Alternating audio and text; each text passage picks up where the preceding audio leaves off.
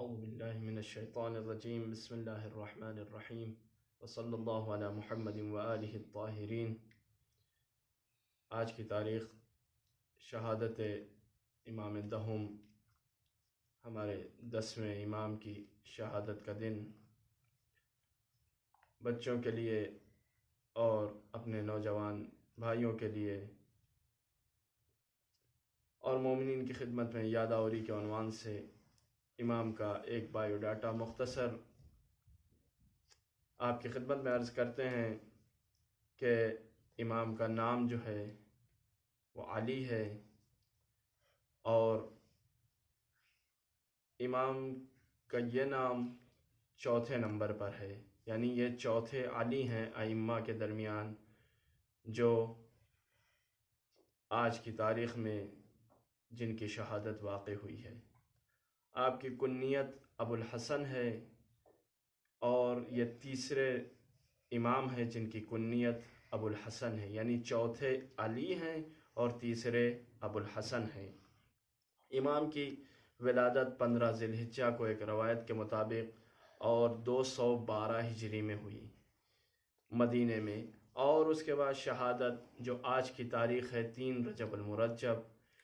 شہادت ہے امام کی، اور 254 ہجری میں امام کی شہادت واقع ہوتی ہے۔ شہر سامرہ ہے،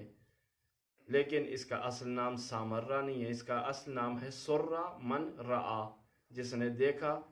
وہ خوش ہو گیا، یعنی بہت اچھا شہر تھا، اس لیے اسے کہا جاتا تھا سرہ من رعا، جس نے دیکھا وہ خوش ہو گیا۔ لیکن جب زیادہ بولا جانے لگا تو اس کا نام ہو گیا سامرہ۔ آج بھی اسی نام سے یہ شہر مشہور ہے۔ امام کے القاب میں سے ہم اگر دیکھنا چاہیں تو امام کے القاب بہت زیادہ ہیں، ان میں سے سب سے مشہور ہے جو تاریخ کے کتابوں میں اور سیرتوں میں نقل ہوا ہے، ہادی جو سب سے مشہور لقب ہے، نقیب، مرتضی، طیب اور فقیہ، عالم، یہ امام کے 4-5 کچھ ایسے لقب ہیں جو تاریخ میں بھی نقل ہوئے ہیں۔ اس کے بعد امام کی مادر گرامی کا نام جو ہے وہ سمانہ مغربیہ ہے۔ امام کی کل عمر جو ہے وہ 43 سال ہے، یعنی 42 سال، یعنی 42 ایئرس، 42 سال کی عمر ہے ٹوٹل امام کی، اور مدت امامت اس میں 33 سال امام نے، 42 سال میں 33 سال امام کی مدت امامت ہے، یعنی 33 سال امام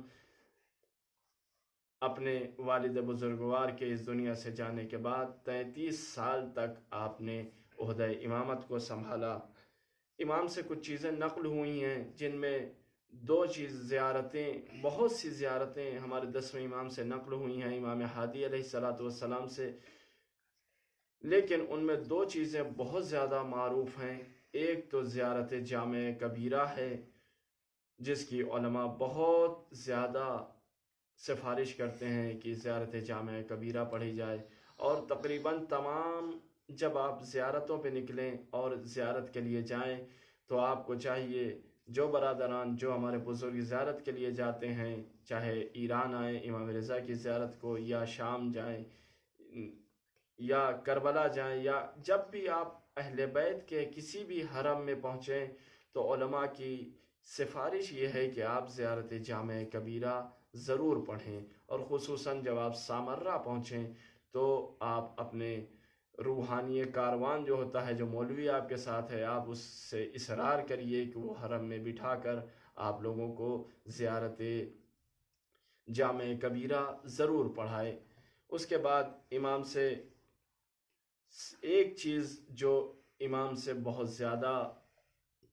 یعنی نزدیک ہے، اور امام کی فعالیتوں میں جو امام نے کام انجام دیے ان میں جو سب سے زیادہ برجستہ چیز ہے وہ ہے سلسلہ وکالت، جس نے پوری دنیا کے شیعوں کو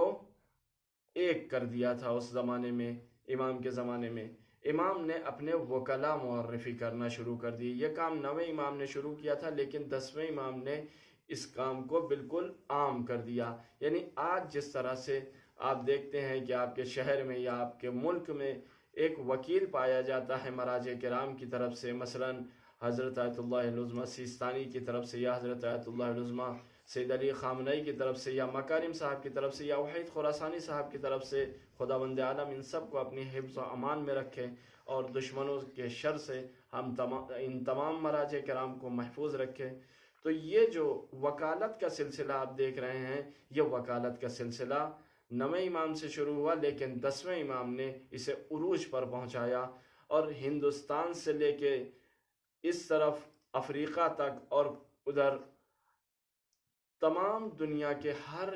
جگہ جہاں بھی شیعہ پائے جاتے تھے، ہر جگہ امام کا ایک وکیل ہوا کرتا تھا۔ جب بھی ان کو شیعوں کو کوئی مسائل درکار ہوا کرتے تھے تو وہ اس وکیل کی طرف مراجعہ کرتے تھے، اور وکیل جب سال میں ایک مرتبہ امام کی ملاقات کو یا حج میں یا کسی بھی طرح سے امام سے ملاقات کے لیے پہنچتا تھا تو وہ اس مسائل کو امام کے سامنے پیش کیا کرتا تھا۔ اگر کچھ رقومات شرعیہ میں سے کوئی پیسے وغیرہ ہیں تو وہ امام تک پہنچایا کرتا تھا، اگر سوالات کوئی نئے آئے ہیں تو وہ انہیں پہنچایا کرتا تھا۔ میں اپنی بات کو ختم کرنے کے لیے ایک حدیث امام سے آپ کی خدمت میں نقل کرتا ہوں کہ امام نے فرمایا کہ الحکمت لا تجمع فی طباع الفاسدہ، حکمت ایک ایسی چیز ہے جو دل فاسد میں، یعنی وہ دل جو دنیا کی محبت سے آلودہ ہے، اس میں جمع نہیں ہو سکتا۔ اس لیے حکمت کو اگر کسی کو حاصل کرنا ہے تو اسے چاہیے کہ وہ اپنے دل کو، اپنے قلب کو دنیا کی محبت سے پاک کرے، نہ اس میں غرور ہو، نہ اس میں حسد ہو، نہ اس میں دنیا طلبی ہو۔ تو یہ دل جو ہے وہ حکمت کو اپنے اندر جگہ دے سکتا ہے۔ جب انسان حکیم ہو جاتا ہے، اس کے اندر حکمت آ جاتی ہے تو وہ توحید کے راستے پر گامزن ہو جاتا ہے۔ اور آج کی جو تاریخ ہے شہادت امام ہادی علیہ السلام کی تاریخ ہے، ہم اس مناسبت سے تمام عالم انسانیت کو اس تاریخ کی مناسبت سے انسانیت کو، مسلمانوں کو، شیعوں کو، اور خصوصی طور سے اپنے آقا و مولا حضرت صاحب الامر امام زمانات جل اللہ تعالی فرجہ شریف کی خدمت میں تسلیت عرض کرتے ہیں اور پروردگار سے دعا گو ہیں کہ اس امام ہادی کے واسطے سے، امام ہادی کے وسیلے سے مشکلات، مسلمانوں پہ جو مشکلات آئی ہیں انہیں دور فرمائے۔ آج کل ایک بیماری جو اس ملک میں آئی ہے اور خصوصاً شہر مقدس قم میں یہ بیماری جو پھیلی ہوئی ہے، ہر انسان اس سے مطلع ہو چکا ہے۔ ہم پروردگار کی بارگاہ میں امام ہادی کے واسطے سے دعا کرتے ہیں کہ پروردگار اس بیماری سے تمام مسلمانوں کو اور تمام شیعیان علی بن ابی طالب کو، اور خصوصاً ایران میں رہ رہے تمام طلاب کو اور شیعیان علی بن ابی طالب جو ایران میں ہیں ان سب کو اس بیماری سے محفوظ فرمائے بحق امام ہادی علیہ السلام۔ اللہم صلی علی محمد و آل محمد وعجل فرجہم۔